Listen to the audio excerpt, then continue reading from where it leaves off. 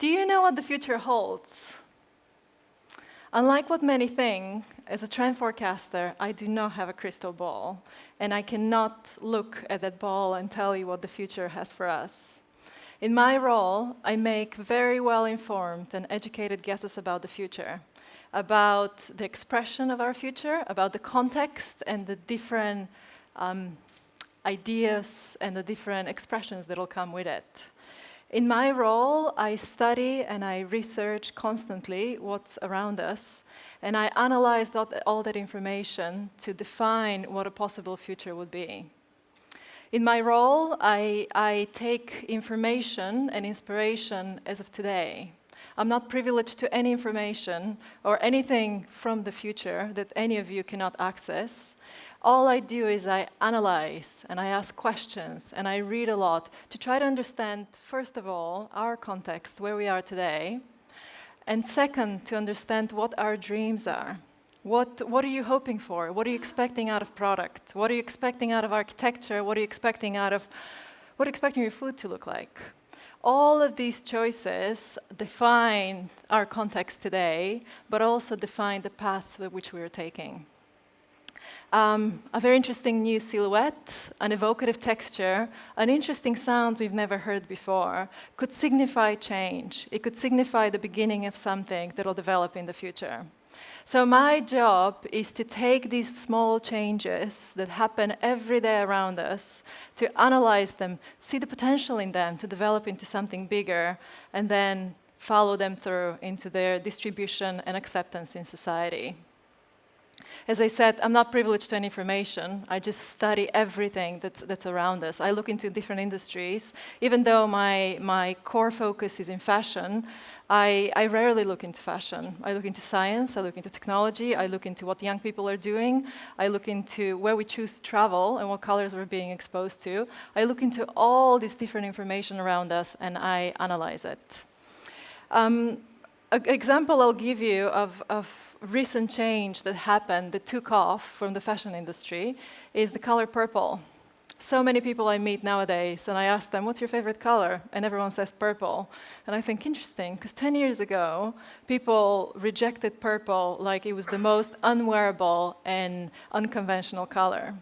I've worked long enough in the fashion industry that I remember when I proposed purple around 2004, 2005, I was shot down as being crazy, and basically I was told that no one would ever put purple on their bodies. It's completely unacceptable color. It has very negative connotations across the world.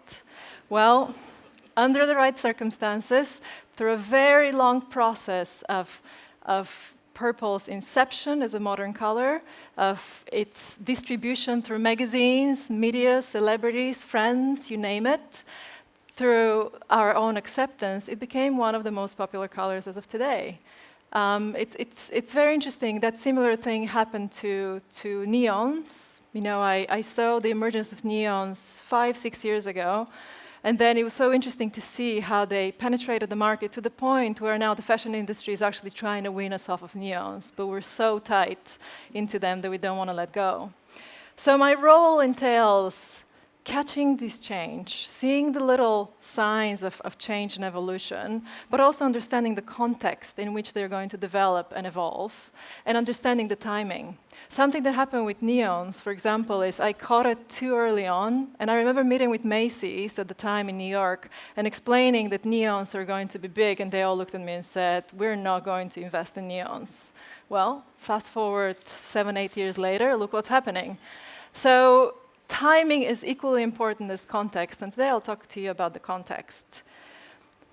We look at young people quite a lot for inspiration and for information, and this is just one slide I'm going to share with you, is how influential teenagers have become.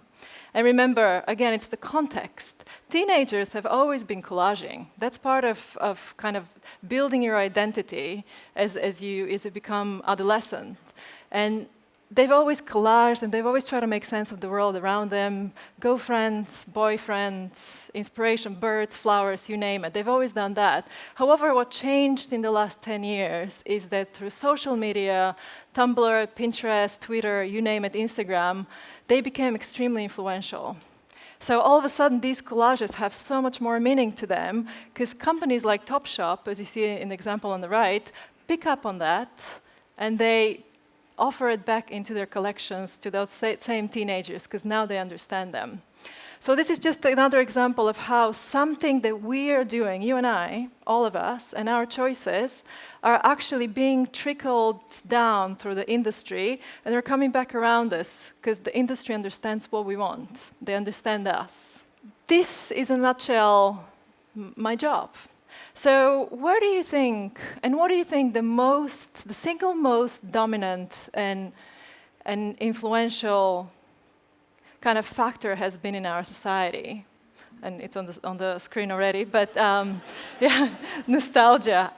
If we look back in the last 10 years, everything that we've consumed, everything that we touch, where we sit, what we wear, has been blanketed by nostalgia.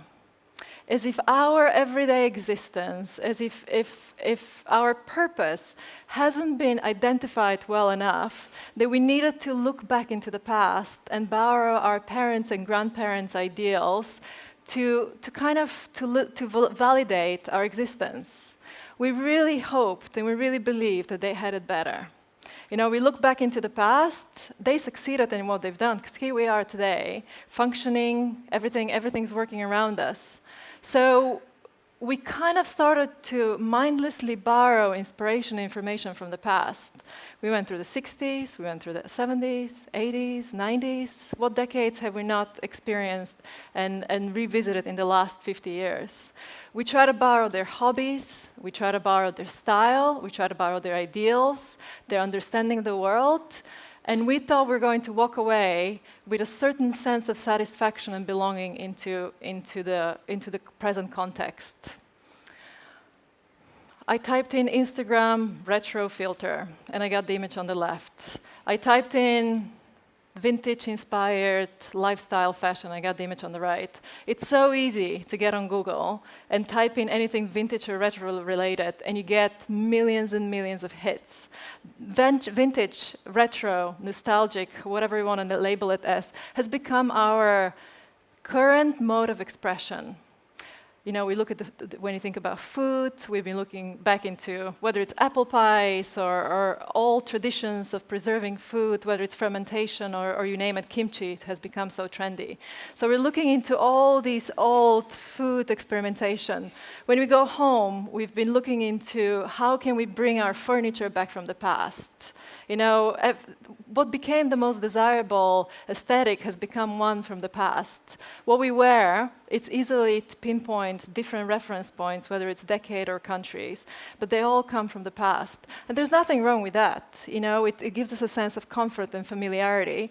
But I think what emerged out of this, as beautiful as these images are, and anywhere you look, fashion, food, blogs, car designs, everything has been influenced by the past. And if you work in a creative industry, how many times have you heard, oh, let's do something classic with a twist? I know that has kind of defined our design and creative-led ideas, classic with a twist. And it's time, from what I've seen, it's time for us to move on. Something that emerged out of all of this exploration of the past is that we're modern people. We're well into the 21st century. We have modern ideas. We have modern ideals and expectations. Possibility is driving our existence right now. Look what's happening in technology and science. They've really taken off, but nothing else has followed. No food, no architecture, a little bit. Design, they've tried. No fashion, not really. There's been very little experimentation by certain brands. So the technology is there, the science is there. What's missing is me and you being ready for it. So remember I said at the beginning that I analyze the emergence of trends. I see these little trends, but trends happen all the time. A lot of them don't take off.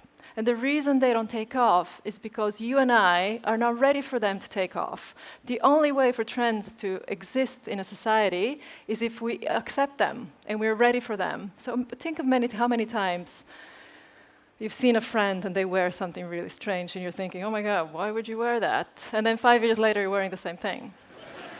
So, have a think about it that we, me and you, and I'm part of it as well, we're very quick to reject innovation. We're very quick to reject newness unless we're comfortable with it. So, from my perspective and from what I'm started to see is that there is the emergence. We're definitely at the forefront of something new. We're at the forefront of something more exciting. And I've been studying myself as a consumer. When I do my research, the easiest person to ask is myself, because I'm a consumer, and I make choices based on influencers and based on my context. So I've noticed that about a year ago, after maybe 7 or 8 years of primarily shopping at vintage shops across the world, all of a sudden I said enough. I'm not interested in vintage. There's nothing from the 70s or the 60s that actually excites me anymore. I want novelty. I want modernity. I want something contemporary, something that reminds me that we live in the 21st century. So that got me thinking. And I realized that we are at the forefront of something new, of a new future. And remember, the future is not easy to imagine. If it was easy to imagine, you could pinpoint it, it wouldn't be future, it'll be present.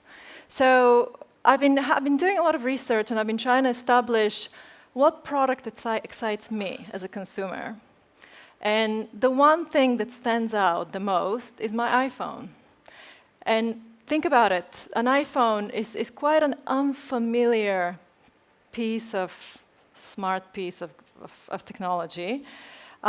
It's quite futuristic. At the same time, it's very intuitive. The first time I gave the phone to my mom, who is 62, she knew immediately how to use it. I'm sure you've seen the 2-year-olds who take a phone and they know, or iPad, and they know how to use it immediately. So when I thought about the iPhone and certain product that I've seen from the fashion industry, I thought that what excites me is the newness in it. It's the innovation. So I realized that we are, as I said, at the forefront of something new coming up. And I think the last 10 years being spent on nostalgia are not a waste. We've learned so much, and I think what we've learned is to appreciate tradition, skill, and craft. And these are the 3 things that will help us move into the future. I think what else defines this new future is looking and mimicking nature, whether it's in functionality or in appearance. There have been a lot of articles emerging lately, and there have been a lot of product that talks about us learning from animals and us learning from fish or from different species on how to change color, on how to camouflage ourselves among our environment. I think tradition, skill, craft, mimicking nature, learning from nature, working with nature are essential parts of this new future. This new future has a certain aesthetical appeal to it. And again, I'm still in the process of trying to define it, and I need your help in this, because your choices, as of now on, would actually affect what the future is going to look like. As I said, we could be looking into nature and how that affects shape and form, but also functionality. We could be looking into intuition, since that's quite important. As I said, the human aspect of this future is essential. We could be looking into sustainable practices, but also incorporating that into the function and the form that appears. And this is a wonderful example from the National Art Museum of China. It's a proposal that I find very exciting. And the reason is because it has a very streamlined and very what we call futuristic shape, but also the emotion is there. And I think this is probably the single most important element of this new future. It's the emotion. It's our intimate connection with it, and what does it mean for each one as people. So I leave you today with this question of, since you know each one of you is part of our future's creation, what are you going to do with that? What choices are you going to make? And what future are you each going to define? Thank you.